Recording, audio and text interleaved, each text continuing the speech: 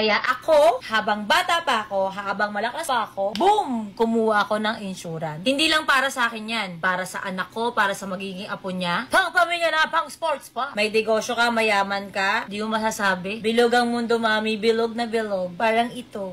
Pag bigla may nangyari sa akin, may perang makukuha yung anak ko. Kapag dumating yung panahon na, di ko na kayang pag-aralin yung anak ko, may perang papasok. Depende yan sa programa na kinuha mo. Kapag nalugi ang negosyo, aray, tumunog. Anong gagawin mo? O pag gusto mo nang magretiro, mami, merong life insurance. O paano pag nagkasakit ako ng malala? Dahil pinagod ko yung sarili ko, ngayong bata pa ako, kakatrabaho. Meron ka ding dapat health insurance. Gusto kong matuto dun sa pagkakamali na nakita ko sa sarili kong pamilya. Para din to sa mga breadwinner ng pamilya. Paano ka? Lalo na sa mga OFW na porkit nasa ibang bansa, ang iniisip ng pamilya, sobrang dami mong pera, size 7 niya pa ako, gano'n. Tandaan, hindi ka makakatulong sa iba kung hindi mo tutulungan ang sarili mo. Una mong i-secure ang sarili mo para pagtanda mo, hindi ka ganito.